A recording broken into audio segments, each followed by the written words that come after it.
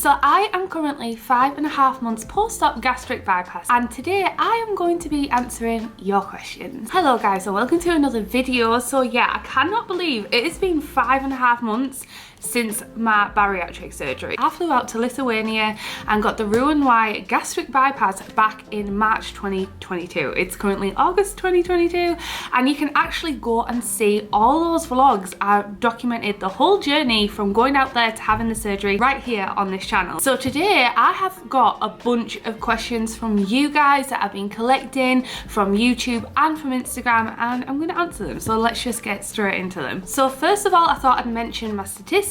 I started out at 305 pounds, which is just short of 22 stone.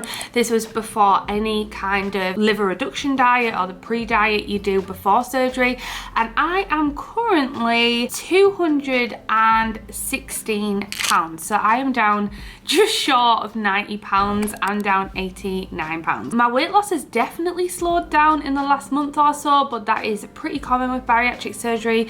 You do have stalls, and I think just any weight loss in general, you do have stalls. That is my current situation. I'm losing it around £1 a week. It's more sustainable and it's much slower than it was right at the very beginning. So let's get into your questions. So first off, we've got Dilly's Tall House, and she says, was your surgery sponsored by the company? Could you discuss the cost? No, it was not sponsored by the company. I went with Nord Bariatrics. Actually, if you guys decide to go there, I do get a commission if people do decide to go there, but that is not the reason. I didn't even know that was a thing when I booked the surgery. I had been part of a bunch of bariatric groups over on Facebook for years, and I'd been doing my research about surgeons and professors in the UK, abroad, all over the place. I got some from the UK, I got some from Turkey, and then I found some in Poland and Lithuania. And basically what happened to me is I was at a coffee shop and someone actually overheard me talking about bariatric surgery. She came over and said, oh, actually, I'm so sorry to overhear, but I actually had surgery in Lithuania. And she reached out to me, and I ended up adding her on Facebook. And I also already heard about Nord Bariatrics before, and the professor who works there, who has performed over 7,000 bariatric surgeries, and he has an exceptional record. And I just did more research, and it turns out this girl had went there too, and it just all felt like it was meant to be, if that makes sense. And I felt really comfortable that this girl, who was from my local area, and I didn't really know anyone in my local area who had had it before. Bariatric surgery isn't as common here in the UK as it is in perhaps like America, and that's why I ended up going to Nord Bariatrics, and I actually requested the professor. So there's actually 3 amazing bariatric surgeons at Nord Bariatrics, but I actually requested Professor Malakas, and he is the one who found my surgery, and I'm super happy, and I felt super safe in his hands. I've researched all about the surgeon before I went and got it done, so I was nervous, but I felt very confident. And I was also part of the Nord Bariatric Facebook group where people shared their experience, and you got actual real life people. There's over 5,000 people in that group alone who've had surgery there. So I read all the testimonials and everything, and that's why I decided to go there. Also, there was a saving from the UK, and to be honest, I couldn't find as much reviews about UK surgeons as I could with Nord, so I felt really comfortable and confident going with him as a surgeon. I'm just editing the video, and I realised I didn't mention the cost of the surgery. So the surgery was around £5,000, I believe, and then we also had the travel expenses and the hotels and everything included.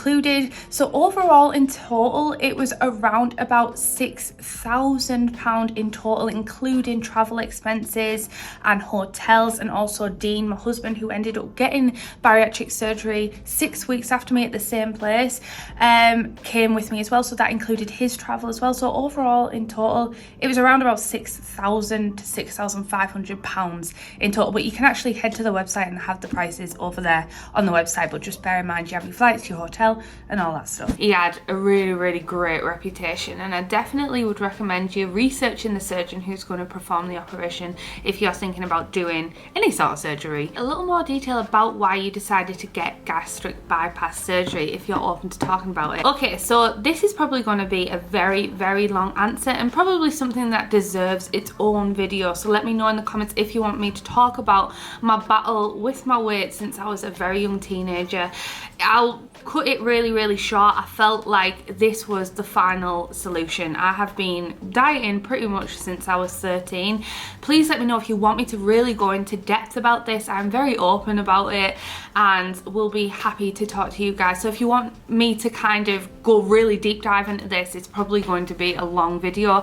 But basically, I have struggled with my weight since I was young, since I was little. I've always been big as a teenager and a kid, and I've battled on and off with different diets, different lifestyle changes, and it got to the point where I was struggling with my fertility as well. And basically when I hit 30, I thought something really drastic needs to be done, and I have been part of bariatric groups since I was about 25 or so, or maybe a bit older, but thinking about bariatric surgery for years and years and years, but kept thinking, no, I can do it myself, I can do it myself. And then I did more research into the set point of your metabolism and stuff, and how difficult it is when you're beyond a certain point to lose so much weight. I had so much weight to lose, and I felt like I really needed the help, which is a short answer. Whitney Copsey said, did you ever feel like surgery was cheating, and how did you get past it? Absolutely not. Surgery for me was extremely scary. I was like, right, I'm gonna get bariatric surgery. I have been looking at people's weight loss journeys, fertility journeys for a very long time, like on Instagram, and finding them super inspirational. And I thought, right, okay, some of them had natural weight loss, some of them had VSG, that's a vertical sleeve gastrectomy, some of them had bypass, some of them had the duodenal switch. So I had all these different inspirational people, from natural weight loss people to bariatric people. But then I started doing my own scientific research as well about the metabolic set point and all of that, which is where your bodies have this set point in your body, like the yo-yo dieting, your body will always try and get you back to that set point. I don't know, it just, your hormones are all fighting against you, and I felt like this was a tool that I really needed, because I'd been battling with my weight since I was 13, like really struggling since my hormones kind of kicked off. And no, I don't feel like it's cheating, and at the end of the day, I don't care if it was cheating anyway, and it's definitely not, by the way. You still have to put in the hard work, which I'll probably talk about later. You still have to make the right food choices, because you can overeat with a gastric bypass, and you can overeat with a sleeve. There's ways of eating around your tool. There's a reason why in the bariatric community people call this a tool, because that is exactly what it is. You still have to make the right food choices, because you could drink milkshake, or you could drink something that was very calorie dense and still go over your calories and still gain weight. It is a great tool to help you feel satisfied if you make the right food choices, you eat the right foods like protein and vegetables. So don't ever feel like bariatric surgery is cheating, because there's odds of losing weight and sticking with it for life are very against your favour. I think it's something like this 95% failure rate for just dieting alone. So I felt like after doing my research, this was the best tool for me to get me healthier. So Sammy J Illustration said, what does your daily diet look like now? I'm now at the puree stage, but not able to eat much. My diet actually looks like a normal person's diet now, but much smaller portions. So I can still eat a decent amount, like 5.5 months out. This will be different for everyone, by the way, because Dean can't eat as much as me, and some people might be able to eat more than me, some people might be able to eat less, but I can maybe have, so the other day, for example, I had one whole salmon fillet, which was about this big, and a little bit of veg stir fry, and that filled me right up. And I still need to learn when to stop, because I've had years of behaviour where I've overeaten, but still that to me is an extremely small portion. So I feed myself on a small plate now, not a huge dinner plate anymore, and I eat very healthy, nutritious. If I can eat like proteins and stuff, I can eat like one small chicken breast, very small chicken breast with some veg.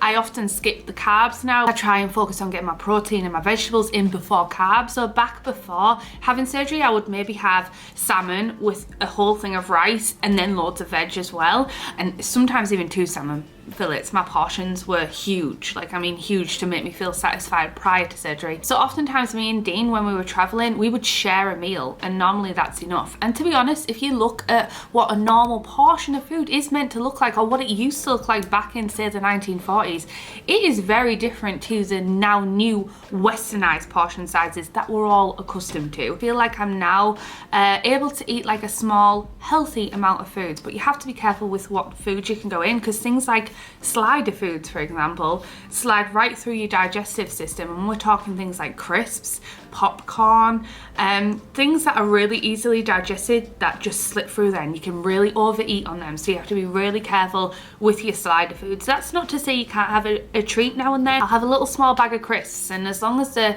all weighed out and I can just eat them, then I'll stop. But they don't necessarily make me feel full, which is why you should always choose to eat healthier foods where you can and get that nutrition in, because it's really important, especially after a gastric bypass, that you get your nutrition in first before you start filling yourself up with a load of food that perhaps is very nutrient deficient and doesn't have many nutrients in. My daily diet actually looks quite like it did before, just much smaller portions, and I'm trying to make more healthier choices and get those protein and vegetables in first. Don't Sweater It has said, what is something you enjoy most about this change? One thing that I most love is how much movement I have now. Like, the reason I wanted this surgery in the first place was to feel healthier, to enjoy my life to the fullest, and hopefully, touch wood, to help my fertility. So one thing that I've really enjoyed is, one, my periods have come back really regular, which has not happened ever, I don't think. I've never had, like, you know, on the dot periods, but I've been tracking my periods, and my periods over the last couple of months have been spot on when it's like scheduled to, which is incredible, and that gives me a lot of hope. And also too, shows that I'm a little healthier. Also, I have a little bit more energy, and my asthma isn't as bad. I've just got over a cold, so I've kind of got like a rough voice now, but my asthma isn't as bad. My allergies aren't as bad. I'm allergic to my own cat and dog, but I've noticed because I'm not all inflamed, my asthma isn't as bad, which means my allergies aren't bad, so they must be interconnected somewhere. And also just the fact that I can cross my legs, my movement is much better. I'm not as restricted. I'm not at my goal weight yet, but I still already feel like I can walk longer. I can enjoy life a little bit more because I have that much more mobility and movement, and I'm more lighter on my feet, and my joints don't hurt as bad. So that is one thing that I have loved about this change. How has this process affected your mental health? Two things. Like, so the first thing, it's been amazing to see myself getting healthier, to being more nimble and active, but there's also been some cons about it as well. Sometimes I have self-doubt, like, what if this doesn't work? What if I end up gaining all the weight back? Because if you have bariatric surgery, you can still gain weight and you can still fail at bariatric surgery. So I always have these doubts in my mind, like, because I used to be stuck in that diet cycle of, oh well, I failed again, and then I was stuck in kind of like a binge eating loop as well. I really struggled with binge eating. I don't know, sometimes I worry about that side of things, but mainly my mental health has been positive because I have a lot more energy, more clarity, more health in general, being able to move and everything. So it's been a positive in that aspect. But then I've also realized that this surgery is exactly what I said earlier. It is just a tool.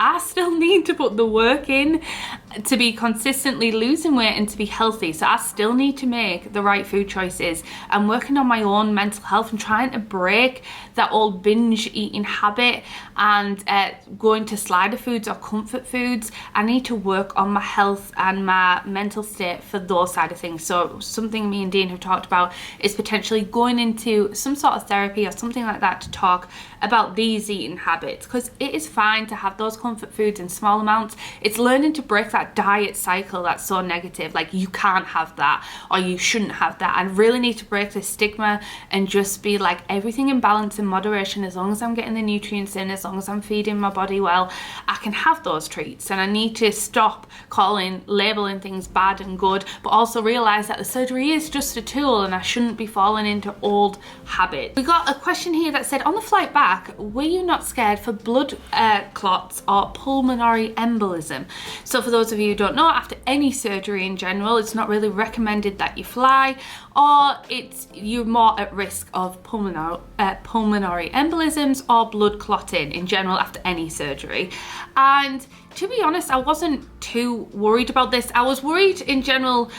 I wouldn't say I was worried. I knew the risks I was taking, and I knew the things that could potentially go wrong. I had everything in my mind, but my surgeon actually and the hospital actually gave me blood thinners to stop that from happening right up until my flight out. So I actually booked a longer stay in Lithuania. You can fly out from 5 days. It's also a shorter flight. It's only a 2.5 hour flight. If it was a long haul flight, I would be a little bit more worried if it was like a 10+ hour flight, but it was only a 2.5 hour flight, so it wasn't too far. And I also had the blood thinning injections. I also tried to get up out my seat and walk to the toilet while I was on the plane. I also stood up a lot in the airport, even though I was feeling quite weak and tired from the surgery, and tried to walk a lot. Straight after surgery, you can see on my vlogs that I got up and walked as much as I could. This really helps with that as well. So I basically tried to mitigate all of that risk as much as possible. And I also wore compression socks on the flight. I'm doing everything I possibly can not to get this, and if it happens, it happens. And that's basically the mindset that I had. I knew the risks, I was willing to take them, but I was going to do everything I could to mitigate those risks to as low as possible. And luckily, touch wood, none of that happened. What made you decide that now was the right time to have one? Basically, when I turned 30 was when I realized I really need to take my life into my own hands. I had a nightmare, and I'd been having this reoccurring nightmare that I was getting older and I didn't have children, or I was getting more unhealthier, or I was having a heart attack. So I started suffering pretty bad from like kind of health anxiety. My heart would race at night because my body was so unfit, and I was like, I'm gonna have a heart attack if I stay this way. I am getting so big, like I was almost 22 stone, just short of 22 stone. And I thought, if I don't do something now, something is going to happen. I'm going to end up getting type 2 diabetes or cardiovascular problems, or not be able to fall pregnant. I started suffering from sleep apnea. So I would wake up in the middle of the night. I had a lot of fat around here. My asthma was also really, really bad. And my allergies were really bad. And you couldn't see on my old videos and vlogs, sometimes I would come in, my face would be super swollen. My allergies would have been really bad from Fluffy and Daisy. And I couldn't breathe in the night. So I'd wake up and I'd be like, like that. And I'd jump in the middle of the night. My heart would be racing like really, really strongly. And I'd be panicking because I'd be like consistently waking up multiple times throughout the night. And the lack of sleep, the stress of running a business, the allergies, all of that combined was just a recipe for disaster. I felt shattered all the time. I felt like I couldn't get a proper night's sleep. And also I hit 30, I knew that I wanted children, and felt like I really needed to take something into my hands, because everything I'd done prior to that to try and better my health wasn't working, and I needed help. I tried honestly everything, and I really, really struggled, and this is the only thing that has helped me get to this weight in a long time. I haven't been this size since I was in university. Is it something you can have on the NHS? What led you to go abroad for the surgery? Yes, you can have this on the NHS. Actually, one of the doctors, who was a locum at the time, recommended bariatric surgery to me back when I was around 26, and I went in for some stomach problems, some GI problems I was having, and also the fact that I couldn't get pregnant. He was a really fit young doctor, and he mentioned bariatric surgery, and it was actually funny. He said to me, well, I've had gastric bypass. I remember being really taken aback, because you just obviously never assume someone's had bariatric surgery. He looked slim and healthy and fit, like he'd been like that his whole life. And yeah, he had had a gastric bypass himself as a doctor, and he said to me, well, it's something I've had. And I remember he like touched my tummy and stuff because I was getting pain in my stomach to make sure it was all wrong, and he mentioned this to me, and he said, we can take you down the NHS route. The problem with that is it can take a very long time, and since COVID, I think everything is just really, really backlogged. You have to go through all of this testing and therapy, which I think is a great thing to make sure you're ready mentally for surgery. But I already knew mentally I was ready for surgery because I'd done my own research for years prior to actually taking the plunge. And then I didn't want to wait any longer. I didn't want to be put on a 2-year waiting list. I'd also heard that people were on like a 3-4 year waiting list to get the surgery, and I felt like time was running out, particularly for my fertility. And also I liked the idea of picking my own surgeon and knowing what surgeon and doing my research about that surgeon was going to perform on me. With the NHS, I don't know if you can just pick a surgeon that you want. I think you just get allocated a surgeon. So I wanted to pick my own surgeon. So that you can get referred to the NHS. It is something, I know someone personally who went and got referred and got it done on the NHS, got gastric bypass as well.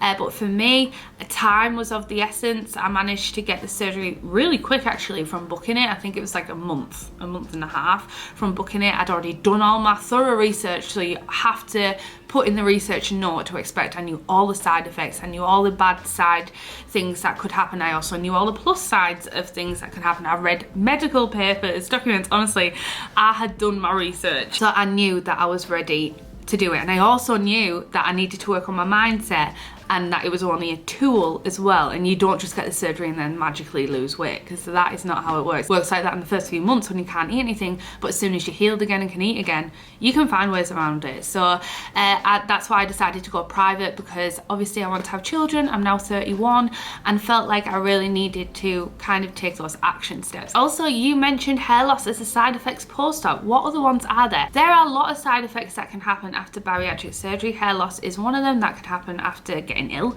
It can happen after surgery. Now, I will admit, I suffered with hair loss prior to surgery because of my hormones. I'm getting older as well. That probably doesn't help, but I definitely do notice a lot of hair loss, a lot more hair loss than I did prior to surgery, or at least the same amount, but I knew I was losing hair because of my hormones prior.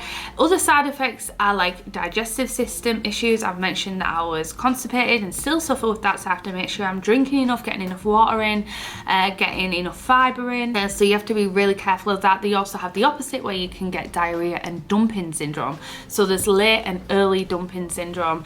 Late dumping syndrome is kind of like reactive hypoglycemia, which is common in gastric bypass, which is basically if you've had a high carb or heavy sugar meal, about an hour to 4 hours after, you'll start feeling really agitated, shaky, nauseous, and you'll need some sugar to boost it up again. You can get this, you know, before surgery, and actually I've had this before surgery before, where I've had like really sugary meals and I get really agitated and really hungry and need to eat again. It can also be a sign of diabetes as well, and I'm pretty sure I was pre-diabetic before, and I have noticed I've had this a couple of times if I've had something that was too high in sugar. So I just have to avoid those really sugary foods, or just have a little bit of them and have protein with my meal. There's also early dumping syndrome, which I've experienced twice now. One randomly off eggs I ate too fast, and basically it's exactly how it sounds. It is where your intestines basically dump the contents further down into your system too fast, and you basically get diarrhea within 20 minutes of eating. So you get really bad abdominal cramps, you start sweating, your heart starts racing, you feel really sick, and you have to go to the toilet, and you basically, it passes through your system too fast. You have diarrhea, it's all yellowy and bily because it hasn't had a chance to sit there, and your body's basically pushed it down way too quick. So those are really common side effects. There's other side effects as well that people may have, long-term side effects like nutrient deficiency. So you have to make sure you are getting your nutrients in. I actually subscribe to a multivitamin called Bariatric, which is a multivitamin for bariatric patients, which has all those vitamins in to make sure I'm keeping up. There's other side effects as well, long-term, that you can have. You can get intussusception, which is kinking of your intestines. That's very, very rare. You can get bowel issues, your intestines can twist, but these are all extremely rare. The most common symptoms are kind of hair loss, which should kind of balance out, and dumping syndrome is the most common with gastric bypass. They're the most common symptoms, and then things like constipation and diarrhea. I've suffered with dumping syndrome, both late and early, and I have suffered with constipation and diarrhea. They're the ones I've struggled with, but it's definitely something that is manageable, and you definitely learn how to kind of mitigate those effects. So I'm gonna finish up with the last couple of questions, and one is about loose skin. I'm sure a lot of you want to know this. So I've had a lot of these type of questions. Are you noticing loose skin already? And a few other questions, what will happen? Do I want surgery with my loose skin? So let me answer that for you. So yes, I have got loose skin already. I've got it underneath my arms. If if I didn't wear this, I would show you guys because I'm not ashamed or bothered by it. But I don't know if you can see, you can't really see, but I have already got loose skin developing underneath here. But at the moment, I have still got a way to go to lose weight, so that might snap up a little bit and I might just have skin that pulls, but it might be further up. But at the minute, there's still kind of fat, kind of pushing that loose skin down, so it's a little bit more flabby. So I have it on my arms here, and I definitely have it on the tops of my thighs. My tummy is still quite big. I've always struggled with a lot of weight on my tummy, but I have started noticing my skin getting a lot more pliable and a lot more jiggly than it was. It was more like solid, and the top of my thighs is quite loose as well. And I've got a lot of questions about what I'm going to do about loose skin. So loose skin surgery, you can get skin removal, costs a lot of money. So at the moment, it's something that wouldn't be feasible for me, but it's not something I've ruled out.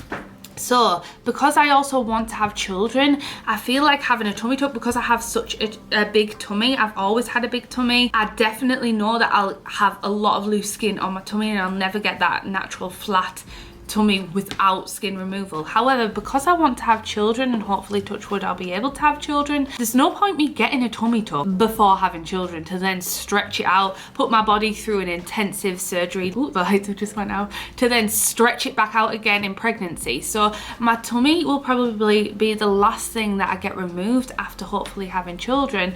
But I may potentially get my arms and the tops of my thighs done, but I'd have to figure out how I was going to finance that, because that's not something you can really get on the NHS or anything like that. You'll have to fund that yourself, but it's not something that's out of the question. I would definitely get, if it really bothered me that much. But first of all, I'm going to wait till I'm around my goal weight and I'm stable to see how I feel and look in my body, and then go ahead with that. But it's not out of the question. If it's really bad and it's really affecting my mental health and how I feel and how I move, then it is something that I'll definitely get. But I probably wouldn't get my tummy tuck done until after having children, because I would kind of, you know, stretch out my stomach, and my poor body's been through enough already.